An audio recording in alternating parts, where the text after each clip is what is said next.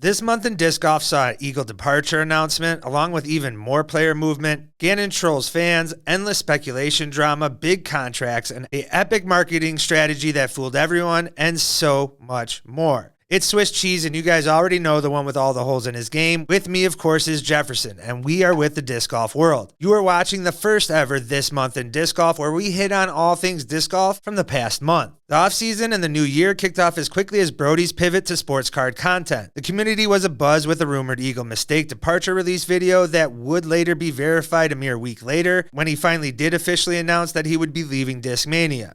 To commemorate the announcement, Discmania went with one final cash grab, had a week-long fire sale of everything Eagle in their vault, along with a pre-order release of the final run Cloudbreakers. Many wanted to tie Eagle to Innova, however, with their normal January 1st team announcement, certainly didn't feel likely. In that announcement, quietly sandwiched among the other Innova champion team release, was Emerson Keith, who only recently posted he would be leaving Lone Star. The clear standout on all the Eagle speculation was him joining former Crush Boy teammate Simon Lizotte and signing with MVP. The brand who has grown leaps and bounds in just 3 short years, who obviously made clear their intentions to build their brand through support of their players. Simon's lengthy 10-year deal and $1 million payout should be evidence enough. Many fans also were highlighting the activity of MVP on their socials, appearing to slowly unveil a big message, and Eagle actually following Streamline. Of course, this was proof enough for many to proclaim Eagle to MVP as a done deal. Only for the marketing team to unveil it was simply a release of Simon's new disc, the Pixel. Not to be outdone, Gannon Buhr made a departure announcement of his own, leaving Prodigy after 7 years with the manufacturer, which was quickly followed up by tour buddy Alden Harris. The only thing shocking about Gannon's departure was Prodigy's tribute video that went along with it. It's funny Prodigy's best promotion of Gannon happens in his departure video. I guess practice does make perfect, however, for Prodigy. Gannon has been rumored and linked to Discmania since last year's All-Star Game, despite his and Alden's constant trolling to fuel speculation rumors. The two went as far to join brands' collector pages, videos of throwing discs from every brand, staged photos, and listing slogans of nearly every brand on posts. Most were simply waiting for a Discmania signing announcement, but would need to wait on Eagle and Discmania's sell-off. Snuggled within all that news was the movement of a number of other players. Chris Clemens left Dynamic, Niklas Antilla posted a change for the upcoming year, Hannah Wynn left Westside, Parker Welk leaves Prodigy, both Rookie of the Years each left their manufacturer. Yet, it was Macy Veladiaz pulling back the curtain on how player contract negotiations were being had in this unstable market might have been the most unsettling, as she claims Dynamic lowered their initial pay offer after she notified them of her pregnancy and intended shortened tour. The offer was insulting enough for her to enter a market late into the season, having already rejected other manufacturer offers.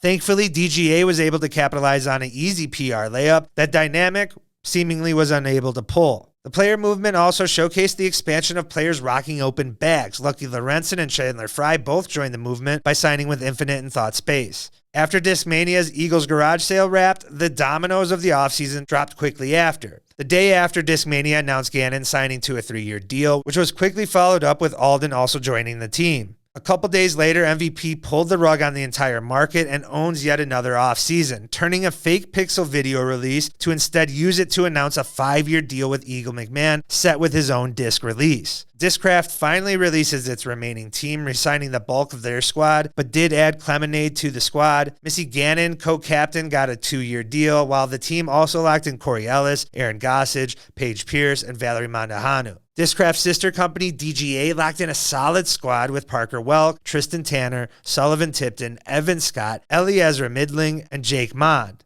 A strong young team with breakout potential. And the final domino came as Discmania proved they were not yet finished this offseason by not only promoting Niklas Antilla to the Sky Team, but also locking in the star Finnish player to a 4-year deal, rounding out their squad with some of their premier young talent in the game. It wouldn't have been a month of disc golf if we didn't have some Drew Gibson tweets that would fire up the disc golf community. Love him or hate him, you know he's gonna stir the pot. He would start by throwing shots at Ricky Wysocki for his crypto investments. I just hope he isn't holding on to any NFTs still. Drew then took his anger to the Tour Life podcast, in which he highlights winning C tiers does not make you a prolific winner on the tour, such as someone like Macbeth, as he claims. I'm waiting for the Tour Life social media manager and Drew beef. My bet is it happens before Brodie or Gibson take a top 10 finish on tour.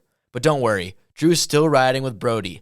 That will never change. Well, at least till the views aren't there. Sadly, Drew has gotten old. Hey, his words, not mine. as this is the first time in a while that he's not in the top 15 power throwers. But that could just be because he's retired from distance comps. My only question is, why? He did make his return to competition in 7 months, and it went pretty well. Almost as good as the roast he was putting out on social media, although Drew couldn't handle the heat from the parody Ken Climo account as he puts out this long message. Brodie, also being targeted by the account, went to the source himself, and the champ shared this clip. I wonder what solid tweets he's talking about, but I won't press until Ricky speaks too. But hey, I'll give Brodie some credit for saying he doesn't like bigots. Kinda weird you gotta make a public announcement to clear the air on that one though. Just like Drew, let's run down the havoc Brodie caused this month in the disc golf community. He tried to stir the pot with the dgpt announcing player sponsorships, but quickly learned people don't care. Brodie then fills in Ricky about his caddy drama, leaking Eagle joining MVP, which if you didn't know, Wysocki's very against. Although many point to the DM Fern put out to clear his name, there was nowhere to say he didn't tell anyone. Just that it's cool that people think he's special enough to know this type of information. Well, being best friends with Ricky, I think it's a pretty safe assumption that he knows more than the average person. But we'll have to ask Ricky if he's a reliable source or not. Brodie and Foundation are having some beef about tour life and grip lock. I mean, you know what they say, fake beef creates sales. The second annual Northeast Disc Golf Expo happened, and it was the largest non-tournament event in disc golf. There were hundreds of people in attendance, and I have to give another big shout out to Ben Kenny, who in my eyes was made the promotion from intern Ben to Expo Ben. If you haven't seen the videos of the event, go check it out on the Disc Golf World channel, and you're not going to want to miss out next year, because you know the boys will be back, and we have some big plans that you will not want to miss out on.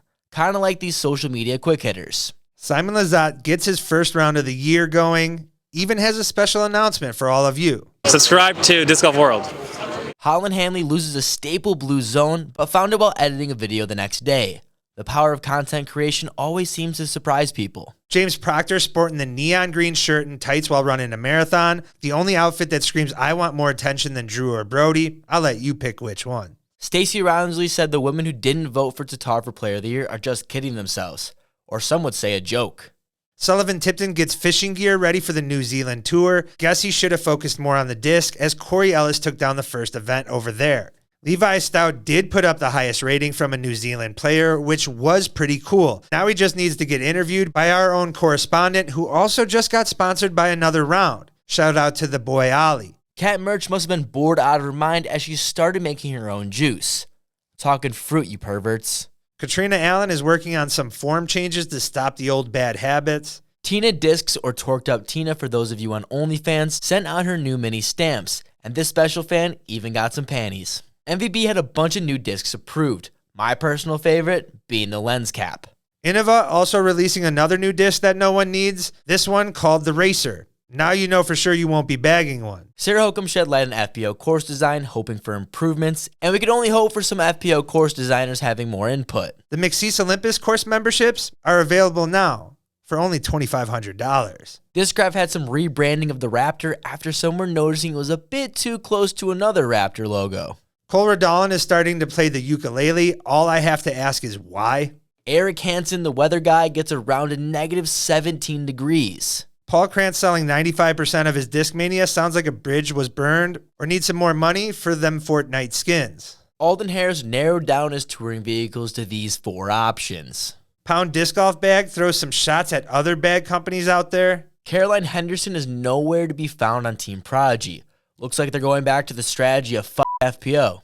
Sounds like disc golf. Chandler Kramer putting his tour fund on the line against poker vlogger Brad Owen. Owen Scoggins shared some fan art showing off her favorite thing. Eagle McMahon still pushing MV peeps, and it looks like it's sticking. Paul Macbeth has been back on the course after the stem cell injections and is said to be feeling good. Adam Hammis sends out 35 Brixton trading cards to PSA, including the 1-of-1 Iron Leaf. Let's hope for that 10. Kristen Tatar announces 2 new sponsors that have been making the disc golf community go crazy.